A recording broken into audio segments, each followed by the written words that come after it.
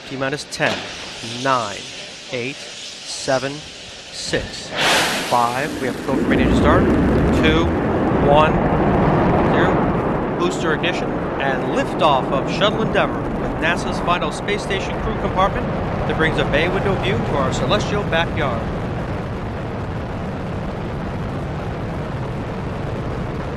Houston, Endeavour, roll program. Roger, roll, Endeavour.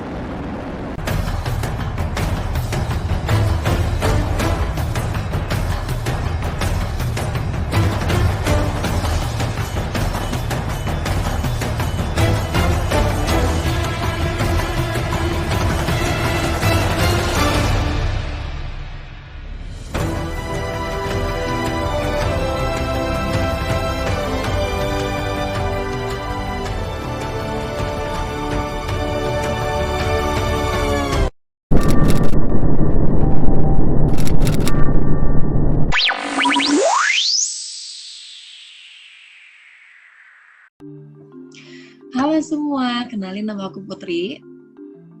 Dan aku Maulina. Di acara Starlos yang akan memberikan kalian informasi dan edukasi bergengsi. Yeay! Hari ini perdana banget ya Put ya, dan yang gak kalah serunya, hari ini tuh kita bakal ngebahas topik yang sangat menarik, yaitu mengenai space travel. Iya, benar banget, Lin. Nah, jadi teman-teman, beberapa tahun belakangan ini, wisata ruang angkasa atau yang biasa kita sebut dengan space travel, itu udah jadi perhatian banyak orang nih, dan banyak banget dibicarakan. Nah, jadi pada awalnya, eksplorasi dan eksploitasi terhadap ruang angkasa tuh lebih difokuskan terhadap kepentingan penelitian dan juga perkembangan ilmu pengetahuan. Hal ini dibuktikan pada saat Perang Dingin antara Blok Barat dengan Blok Timur, research and development atau R&D ruang angkasa menjadi syarat kepentingan militer hingga adanya isu mengenai pernyataan perang bintang atau Star Wars. Nah, tetapi pada saat Perang Dingin berakhir nih, kegiatan ke ruang angkasa itu berubah dan R&D untuk kepentingan militer berubah menjadi aplikatif kepentingan praktis ekonomis. Kegiatan ruang angkasa yang sifatnya komersial ini kemudian mendorong negara-negara space power, negara-negara yang memiliki kuasa gitu untuk ruang angkasaan, mereka memberikan kewenangan kepada pihak swasta untuk mengembangkan kembali ke ruang angkasaan tersebut. Pada akhirnya muncul suatu konsep space travel yang mana seseorang tuh nggak harus menjadi tenaga ahli di bidang astronomi dahulu, tetapi masyarakat sipil seperti kita pun bisa untuk berwisata ke ruang angkasa seperti itu. Nah, untuk lebih lanjut lagi nih, alangkah baiknya kalau kita mengetahui terlebih dahulu kira-kira apa sih itu space travel, Maulina?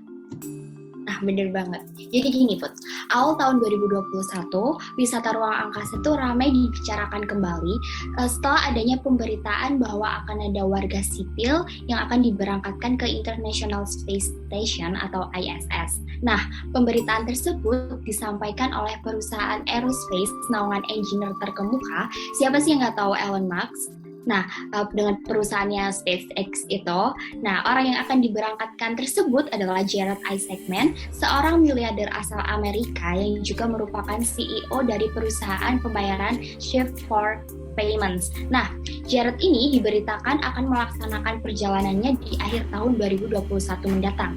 Yang menjadi pusat perhatian adalah pemberangkatannya kali ini itu dilakukan oleh Jared serta warga sipil lainnya tanpa didampingi oleh tenaga profesional.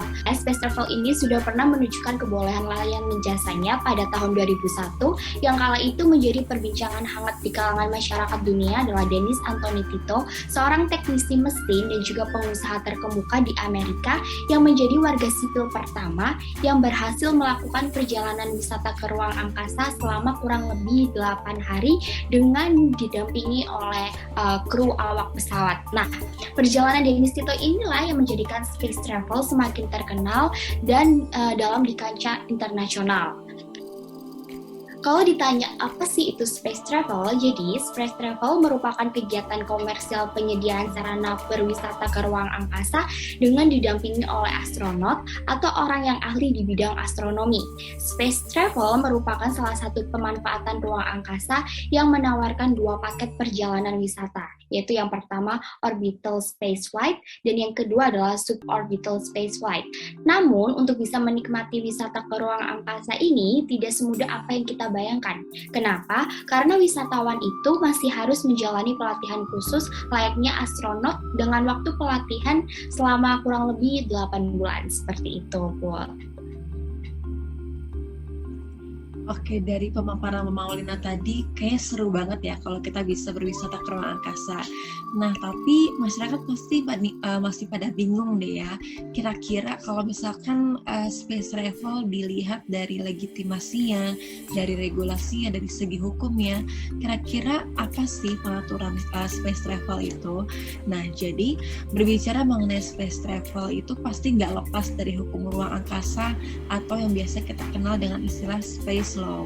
Jadi space law ini tuh udah ada semenjak peluncuran satelit Sputnik 1 pada tahun 1957 oleh Rusia, yang kemudian diikuti oleh Amerika Serikat yang mendaratkan Apollo 11 di bulan pada tahun 1969. Nah, kegiatan-kegiatan semacam inilah yang kemudian membuat ruang angkasa yang tadi hampa, yang tadi kosong, itu sekarang tuh penuh dengan beragam benda ruang angkasa. Nah, kemudian dirasa perlu nih untuk membuat regulasi untuk mengatur setiap kegiatan ke ruang angkasaan. Nah, pada dasarnya hukum ruang angkasa itu kan nggak terlepas dari adanya hukum udara dan penerbangan yang didasarkan pada Konvensi Paris 1919 dan Konvensi Chicago tahun 1944. Kemudian hukum ruang angkasa ini dibentuk secara khusus gitu ke dalam sebuah konvensi yang disebut dengan Space Treaty tahun 1967, di mana perjanjian ini memiliki nama Treaty on Principles Governing the Activities in the Exploration and Uses of Outer Space, including the Moon and other celestial bodies. Nah, ini merupakan suatu peraturan yang mendasar banget nih, yang dimana itu dianggap sebagai makna carta pertama bagi kegiatan ruang angkasa. Nah, ketentuan ini tuh ketentuan yang diatur dalam pasal Space Treaty ini bertujuan untuk menentukan tata tertib penggunaan ruang angkasa untuk kemanusiaan dan juga perdamaian. Prinsip perjanjian ini pada dasarnya berusaha memberikan batasan kepada negara-negara mampu atau negara space power untuk berkegiatan di ruang angkasa, seperti itu. Nah, kalau berbicara tentang space travel dan juga kita udah tahu sekilas nih tentang regulasinya, kira-kira kita masih penasaran nih, apa sih penjelasan dari beberapa regulasi yang udah aku sebutin tadi. Kira-kira gimana nih Maulina, boleh dijelasin dong tentang regulasi dari space travel itu sendiri? Benar, space travel ini tentunya memiliki serangkaian regulasi yang mengaturnya gitu kan. Salah satu tadi yang udah disebutin sama Putri yang sempat disinggung sebentar, yaitu mengenai Space Treaty. Ada 2 lagi peraturan yang mengatur tentang space travel ini, yaitu ada Liability Convention dan yang kedua ada Registration Agreements. Nah, aku mau jelasin dulu yang pertama tentang Space Treaty. Jadi, Space Treaty ini membuka peluang baru dalam hal menarik keikutsertaan negara-negara yang artinya ini bukan hanya negara space power saja, tetapi juga non-space power gitu. Nah, untuk ikut berpartisipasi dalam pengembangan kegiatan luar angkasa. Hal ini berdasarkan pasal 1 Space Treaty. Tetapi di sisi lain, Space Treaty juga melarang segala pembentukan hak yang berhubungan dengan luar angkasa untuk dijadikan klaim kedaulatan. Hal ini didasarkan pada pasal 2 Space Treaty. Kemudian dalam pasal 3 dijelaskan bahwa Space Treaty ini memiliki prinsip yang merupakan dasar prinsip hukum internasional, yaitu Pacta Sunt Servanda. Kalau kita anak-anak hukum internasional nih pasti nggak asing sama prinsip ini. Tujuan dimasukkannya prinsip ini adalah sebagai upaya pemeliharaan perdamaian dan keamanan internasional, serta negara-negara itu dapat menghormati satu sama lain terkait haknya dalam hal kegiatan eksplorasi ruang angkasa, termasuk kegiatan yang dapat mengancam keselamatan umat manusia di bumi. Oleh karena itu, dalam Space Treaty ini diatur mengenai prinsip dasar hukum ruang angkasa yang melarang keras penempatan senjata di luar angkasa. Hal ini sesuai dengan pasal 4 Space Space Treaty. Kemudian, apabila yang menjalankan adalah organisasi, maka harus ada persetujuan dari organisasi dan juga pemerintah yang menjadi anggota dari organisasi tersebut. Permasalahannya adalah mengenai pertanggungjawaban yang diatur di dalam pasal 6 Space Treaty. Di sini dinyatakan bahwa negara peluncur memiliki tanggung jawab atas segala akibat dari kegiatan peluncuran di ruang angkasa. Yang menjadi permasalahan adalah jika yang mengadakan kegiatan ini adalah pihak swasta, maka tanggung jawabnya itu akan diserahkan kepada siapa? Nah, ini ada contohnya, Put. Seperti Communication Satellite Corporation atau COMSAT yang membentuk International Telecommunication Satellite atau yang disebut dengan Intelsat. Nah, terhadap ganti rugi akibat benda-benda buatan manusia yang diluncurkan ke ruang angkasa, maka pihak yang dirugikan dapat mengajukan tuntutan kepada negara peluncur. Negara peluncur di sini adalah negara yang meluncurkan suatu benda atau yang turut serta dalam peluncuran, atau negara yang ikut membiayai peluncuran, dan atau dapat juga dikatakan kepada negara di mana peluncuran itu dilakukan. Ketentuan ini diatur dalam pasal 8 Space Treaty, sedangkan pihak yang berhak atas ganti rugi adalah negara ketiga yang secara langsung menderita kerugian, baik kerugian harta benda atau badan hukum yang berada di wilayah negara ketiga, dan juga menyangkut tentang kerugian warga negaranya. Nah, kemudian ada juga regulasi yang kedua, yaitu mengenai liability convention, sesuai dengan namanya liability, pertanggungjawaban, tanggung jawab, gitu kan ya. Nah, konvensi ini tuh lahir sebagai bentuk penjabaran lebih lanjut terhadap pasal 7 Space Treaty yang meletakkan landasan prinsip-prinsip dasar mengenai tanggung jawab atas internasional dari segala peluncuran terhadap negara ketiga jika terjadi kerugian yang diakibatkan oleh peluncuran benda-benda luar angkasanya. Terdapat 4 lingkup di dalam liability convention ini. Yang pertama itu adalah lingkup geografis yang menjelaskan wilayah berlakunya konvensi. Berdasarkan pasal 2 konvensi ini dikatakan bahwa a launching state shall be absolutely liable to pay compensation for damage caused by its space object on the surface of the earth or to aircraft in flight. Jelas bahwa konvensi ini memiliki wilayah bumi dan dapat diterapkan kerugian yang disebabkan oleh benda-benda angkasa, baik yang terjadi di wilayah darat, laut, udara, serta wilayah laut bebas ataupun di ruang angkasa itu sendiri. Nah, kemudian lingkup yang kedua yaitu lingkup personal yang dimaksudkan untuk mengetahui pihak mana saja yang dapat dikatakan terlibat dalam pelaksanaan konvensi. Dengan memperhatikan pasal-pasal yang ada di dalam konvensi ini yang menyangkut tentang siapa dan apa saja yang dipertanggungjawabkan, pihak yang terlibat dan dinyatakan di dalam konvensi ini adalah yang pertama, orang pribadi melalui negaranya, kemudian ada juga negara, ada badan hukum, ada saluran diplomatik yang sesuai dengan pasal 9 Liability Convention, kemudian ada organisasi internasional, ada juga Sekretaris Jenderal PBB, dan yang terakhir ada komisi penuntut atau badan peradilan.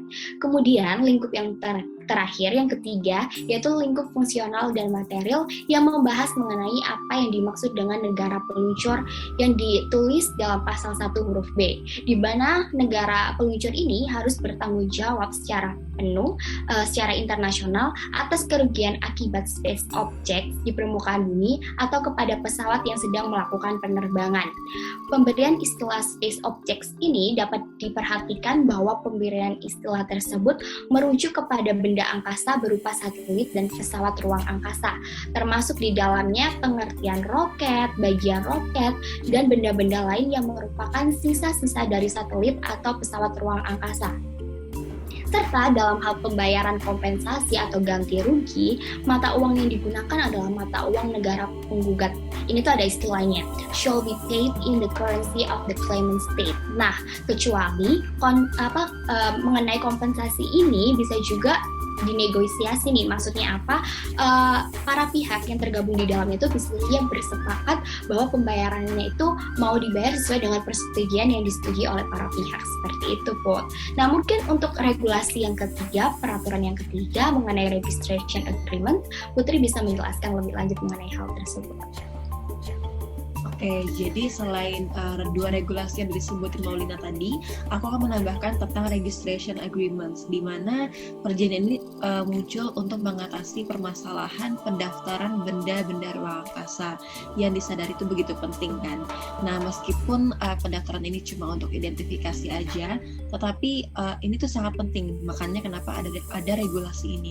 Nah, ada juga ketentuan yang harus dipenuhi saat mendaftarkan benda-benda ruang angkasa sesuai dengan registration agreements. Yang pertama itu setiap benda ruang angkasa yang akan diluncurkan harus diregistrasikan kepada Sekretariat Jenderal PBB. Nah, ini sesuai dengan pasal 2 ayat 1 dari registration agreements. Kemudian yang kedua, jika negara yang terlibat dalam peluncuran lebih dari satu, maka cukup satu negara aja yang menjadi negara pendaftar. Nah, hal ini sesuai dengan pasal 2 ayat 2 dari konvensi ini. Kemudian yang ketiga, Sekretariat Jenderal PBB dapat membuat registrasi yang memuat ketentuan yang mengandung unsur-unsur. Yang pertama, nama negara peluncur, nomor registrasi, tanggal dan tempat peluncuran, kemudian membuat parameter. Nah, namun terkadang informasi tambahan dapat sewaktu-waktu diberikan negara peluncur terhadap Sekretariat Jenderal PBB jika memang dirasa perlu untuk diinformasikan. Nah, ini sesuai nih dengan pasal 3 dan juga pasal 4 dari konvensi ini. Kemudian penandaan pada space objects ini sifatnya tuh sukarela, tapi kalau misalkan negara peluncur menandai objeknya, maka pendaftarannya itu harus bersifat wajib, harus didaftarkan seperti itu. Ini sesuai dengan pasal 5 dari registration agreements. Nah, kemudian setelah kita tahu nih regulasi dan juga pengaturan legitimasinya space travel, tentunya kita juga masih penasaran kira-kira nih, kalau kita kan nggak tahu ya ke depan akan terjadi apa, dan mungkin aja dalam prosedur space travel itu terjadi sesuatu yang tidak diinginkan atau sesuatu yang menimbulkan kerugian baik bagi pihak yang terlibat maupun bagi kita nih pihak yang tidak terlibat. Nah, kira-kira bagaimana sih mekanisme pertanggungjawaban dari kesalahan yang ditimbulkan oleh prosedur space travel itu sendiri, Maulina? Ini mengenai pertanggungjawaban, sebelum berbicara lebih lanjut mengenai pertanggungjawaban itu sendiri, perlu diketahui bahwa dalam dunia hukum internasional itu terdapat prinsip yang diakui guna mendukung legal standing suatu instrumen hukum internasional. Yakni prinsip yang tadi udah aku sebutin juga sebelumnya, mengenai prinsip Pacta Sunt Servanda. Prinsip Pacta Sunt Servanda ini merupakan asas yang menyatakan bahwa setiap pihak yang dalam hal ini adalah negara-negara yang menyetujui suatu perjanjian internasional secara langsung mengikatkan diri pada perjanjian yang telah disepakati tersebut. Nah, pada dunia hukum udara dan ruang angkasa, prinsip ini turut tercantum dalam pasal 3 Space Treaty, yang mana bertujuan untuk mewujudkan perdamaian antar negara serta menciptakan upaya kerjasama antar negara dalam melaksanakan hak dan juga kewajiban dalam kegiatan ruang angkasa, termasuk mengenai pertanggungjawaban negara. Kemudian, mengenai pertanyaan bagaimana mekanisme pertanggungjawaban negara apabila terjadi hal yang tidak diinginkan dan dalam pelaksanaan kegiatan wisata ruang angkasa tersebut gitu. Nah, berbicara mengenai pertanggungjawaban, tentunya kita tidak lepas dari yang namanya hubungan hukum antara para pihak yang terkait. Dalam kegiatan ini, para pihaknya itu ada penyelenggara space travel, ada juga space tourist, atau space tourist ini merupakan istilah yang diberikan kepada wisatawan yang ingin mengikuti kegiatan wisata ruang angkasa. Kemudian para pihaknya juga ada negara atau organisasi yang berperan mengawasi pelaksanaan kegiatan space travel ini. Tinjauan hubungan hukum tersebut dapat dilihat pertama, bagaimana hubungan hukum antara penyelenggara dengan space tourist, dan yang kedua, bagaimana hubungan hukum antara penyelenggara dengan negara itu. Nah, mengenai hubungan antara penyelenggara dengan space tourist, sebenarnya dalam penyelenggaraan kegiatan ini tuh tidak jauh berbeda dengan kegiatan wisata pada umumnya. Perbedaannya itu hanya terletak pada seorang guide yang harus benar-benar profesional dan terlatih. Semua yang tergabung dalam awak pesawat merupakan astronot, dan astronot di sini dianggap sebagai seseorang yang mampu menerima keadaan ekstrim. Dengan begitu, baik pengemudi dalam hal ini adalah astronot, dengan penumpang dalam hal ini adalah space tourist, merupakan subjek yang berbeda. Pengemudi tetaplah yang harus menghadapi jika terjadi kesulitan dan kemudian muncul suatu bahaya, di mana pengemudi memiliki kewajiban untuk menyelamatkan penumpangnya jika diperlukan, meskipun harus mengorbankan keselamatan dirinya sendiri. Artinya, penumpang itu tidak mempunyai kewajiban untuk melakukan pengorbanan jika terjadi suatu kecelakaan yang dapat membahayakan keselamatan. Hal ini sesuai dengan konsep antara pelaut dengan penumpangnya. Mengenai konsep ini juga diterapkan kepada kegiatan space travel ini. Sebelumnya pun, space tourist itu harus menandatangani persetujuan yang disebut sebagai informed consent, di mana dalam lembar persetujuan tersebut, space tourist sudah diberitahukan resiko-resiko apa saja yang mungkin terjadi ketika melakukan perjalanan wisata tersebut. Dengan begitu, space tourist dianggap mengetahui maksudnya mengetahui segala resiko yang mungkin terjadi selama kegiatan tersebut dilakukan. Nah, mengenai pihak mana yang harus bertanggung jawab terhadap kegiatan ruang angkasa ini jika terjadi hal yang tidak diinginkan, dalam pengertiannya sendiri, sebenarnya pihak yang menjadi penanggung jawab di sini adalah negara peluncur. Negara peluncur yang dimaksud tidaklah hanya negara yang melakukan peluncuran pesawat atau benda luar angkasa tersebut, melainkan juga negara yang terlibat di dalam peluncuran, negara yang membiayai peluncuran, ataupun negara yang dijadikan tempat peluncuran benda ruang angkasa tersebut. Nah, kemudian mungkin yang mengenai hubungan hukum antara penyelenggara dengan negara, Putri bisa menjelaskan lebih lanjut. Jadi aku akan menjelaskan nih hubungan hukum dalam mekanisme pertanggungjawaban antara penyelenggara dengan negara. Nah, hubungan hukum antara penyelenggara space travel dengan negara itu kan nggak bisa dipisahkan ya. Jadi segala kegiatan space travel itu kan tentunya nggak cuma menghasilkan keuntungan, tetapi juga bisa menghasilkan kerusakan dan kerugian gitu. Nah, selain itu bisa juga nih space travel itu mengakibatkan kerusakan lingkungan seperti pencemaran atmosfer atau bahkan pengaruhi keberadaan umat manusia itu sendiri. Nah, kalau diperhatikan segala yang berhubungan dengan perjanjian ke ruang angkasa internasional bentuknya itu selalu seperti ketentuan yang sifatnya antar pemerintah atau istilahnya government to government. Nah, di dalam kegiatan space travel ini negara tuh bukanlah pihak yang berkuasa, tetapi pihak biasa dalam kegiatan perdagangan yang mana mereka memiliki kedudukan yang sama dengan badan-badan hukum lainnya. Nah, mengingat nih bahwa kegiatan space travel ini tuh bukan sifatnya itu kan non-governmental entities gitu ya. Jadi negara itu hanya dijadikan sebagai pengawas dan tempat tinggal sebagai kebangsaan bagi perusahaan yang menjalankan kegiatan space travel tersebut. Nah, perusahaan tersebut disebutnya tuh sebagai merchant, di mana merchant ini tuh mewakili operator peluncuran dan merchant ini fokus kepada bidang pengembangan teknologi dan juga inovasi.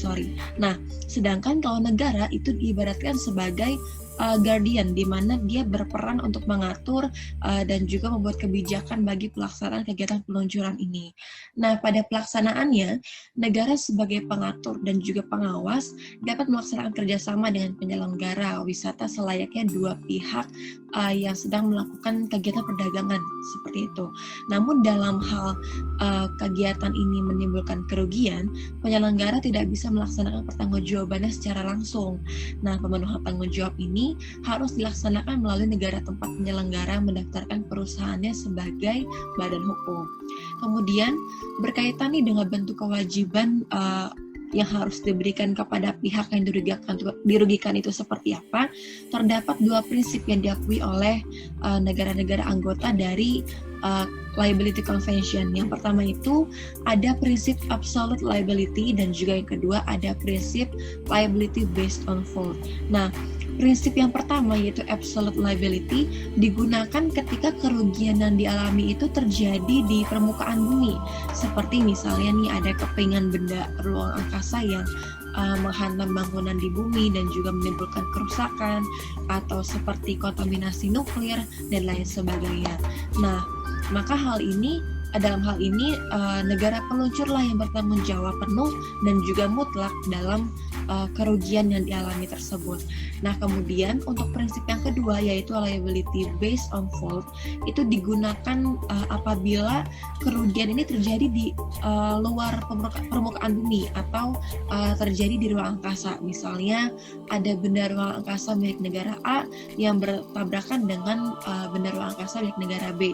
Nah, seperti itu Maulina untuk pertanyaan jawabannya. Wah, menarik banget ya. Jadi kalau misalkan aku simpulin, sebenarnya kegiatan space travel ini tuh sudah jelas regulasinya yang pertama, dan dilihat dari bagaimana hubungan hukum yang terjadi di antara para pihaknya, baik itu dari pihak penyelenggara, space tourist, ataupun organisasi atau negara yang menaunginya gitu ya. Nah, untuk bentuk pertanggungjawabannya sendiri itu sudah diatur secara jelas juga dengan adanya dua prinsip tadi ya Put ya. Yang pertama tentang prinsip absolute liability, dan yang kedua adalah liability based on fault. Jadi mengenai space travel ini sebenarnya udah sangat jelas ya ketentuannya mengenai mekanisme pertanggungjawabannya, terus aturannya juga udah ada 3 lagi ya. Yang pertama tadi apa tuh? Space Treaty, kemudian Liability Convention, dan yang terakhir tadi ada Registration Agreements. Tiga-tiganya juga saling berhubungan satu sama lain gitu ya. Jadi gimana Put? Kira-kira Putri tertarik nggak buat keluar angkasa? Kayaknya nunggu nanti dulu ya, karena pasti butuh dana yang cukup besar ya Maulina untuk bisa berwisata ke ruang angkasa. Bener banget. Dan yang tentunya kita harus berlatih juga tuh kalau mau keluar angkasa ya nggak, bareng-bareng sama astronot. Kayaknya pertemuan kali ini kita berhenti sampai di sini nih Bu. Jadi untuk Space Laws kali ini tentang hukum ruang angkasa dan juga space travel itu sangat menarik untuk dibahas. Dan untuk para sobat-sobat online, semoga tertarik dan juga mendapatkan informasi yang lebih dari acara kita kali ini gitu ya. Mungkin kita sampai di sini aja dan see you on the next Star Wars. Bye bye.